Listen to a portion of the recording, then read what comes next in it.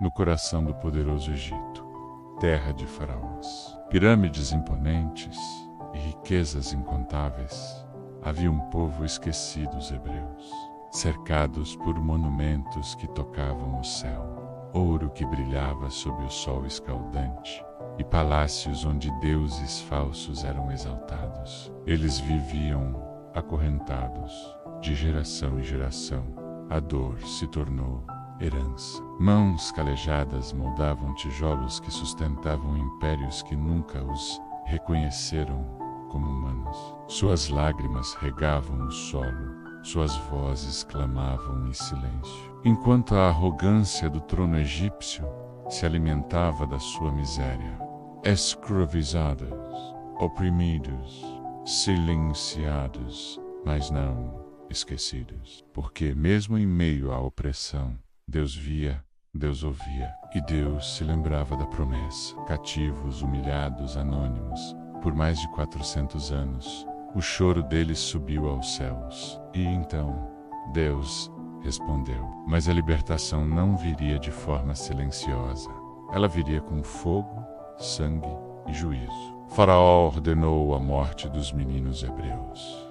Mas entre eles, nasceu um bebê. Salvo das águas, criado no palácio do inimigo, Moisés cresceu dividido entre dois mundos, o conforto da nobreza e a dor do seu povo. Ao ver um egípcio maltratando um hebreu, Moisés reagiu e fugiu. Passou 40 anos no deserto, até que Deus o chamou. No silêncio do deserto, uma sarça ardia, sem se consumir. Deus falou com Moisés.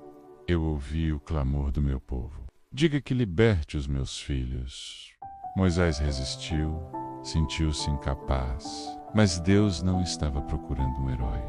Estava chamando um servo. Moisés, com seu irmão Arão, enfrenta o homem mais poderoso do mundo. Assim diz o Senhor: deixe o meu povo ir.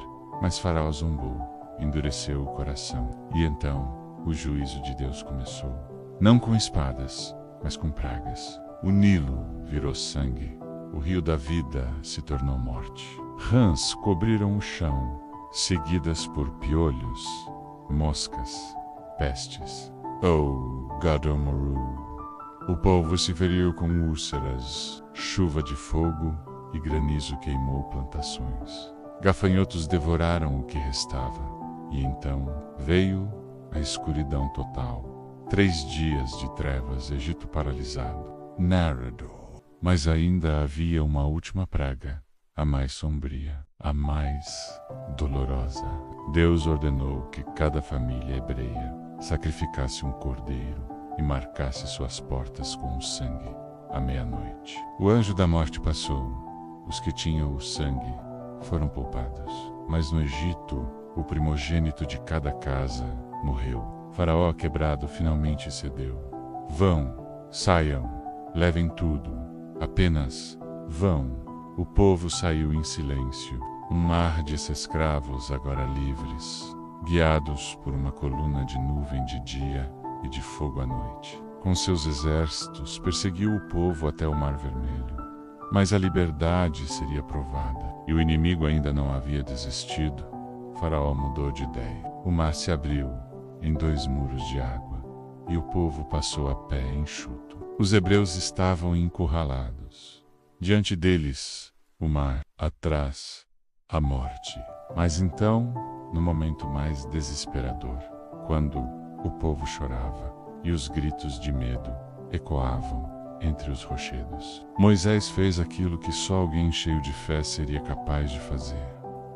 Ele ergueu o cajado. Aquele pedaço de madeira simples, que havia testemunhado tantos sinais e milagres, agora se tornava símbolo máximo da autoridade de Deus diante do mar agitado, com milhares de vidas à espera de um milagre. Moisés estendeu o braço em direção às águas. E então, o impossível aconteceu. Um vento forte e constante soprou do oriente, dividindo o mar em 2 muros imensos de água. O chão, antes submerso, secou-se diante de seus olhos. Onde havia morte, abriu-se um caminho. Onde não havia saída, surgiu a passagem. Moisés não tinha exércitos, Não tinha armas, mas tinha algo maior: a obediência e a presença do Deus vivo. E isso foi o suficiente para rasgar o mar ao meio. Mas o coração de Faraó, endurecido até o fim, não desistiu. Cego pelo orgulho, ele ordenou que seus guerreiros perseguissem os hebreus através do caminho recém-aberto pelo milagre. Cavalos, carruagens e soldados avançaram com fúria pelo leito seco do mar, convencidos de que ainda tinham o controle, mas estavam prestes a aprender que lutar contra o Deus dos céus é se lançar contra o próprio destino. Quando o último hebreu pôs os pés em terra firme do outro lado, o tempo parou por um instante, e então, com um rugido que ecoou entre as montanhas e as águas, o Senhor ordenou. O mar voltou ao seu lugar. As paredes líquidas se desfizeram como uma armadilha divina. A força avassaladora das águas engoliu os inimigos em segundos. Nenhum escapou. Onde antes havia arrogância, restou silêncio. Onde havia ameaça, ficou apenas o eco de juízo. O mar, que serviu como caminho para os filhos de Deus, se tornou sepultura para o exército de Faraó. Ali, naquele momento, o povo viu com seus próprios olhos que o Deus que abre caminhos também fecha portas para nunca mais voltarmos à escravidão. O juízo se fechou sobre eles. A história de Moisés e o Êxodo não é apenas sobre um povo escravizado que fugiu de um império poderoso. Vai muito além de correntes quebradas ou de uma travessia milagrosa no meio do mar. Essa é uma história sobre libertação, uma que ecoa até hoje dentro de cada um de nós. Poke to deuce. Em algum momento, já fomos escravizados, não pelo Egito físico, mas por medos, culpas, vícios, traumas e pecados que nos mantêm acorrentados por dentro. O Êxodo é a jornada da alma humana que clama por liberdade. É a resposta de um Deus que ouve quando ninguém mais escuta, que age quando todos já desistiram, que entra em cena quando parece tarde demais. Assim como o povo hebreu foi tirado da opressão com mão forte e braço estendido, Deus também nos convida a sair do nosso Egito interior, a confiar em Ele mesmo quando o mar está fechado. Porque o Êxodo não foi apenas uma fuga, foi um reencontro com a promessa, com a identidade, com a presença viva de Deus. Deus ainda liberta, Ele ainda ouve o clamor. E quando tudo parece impossível, Ele abre o mar.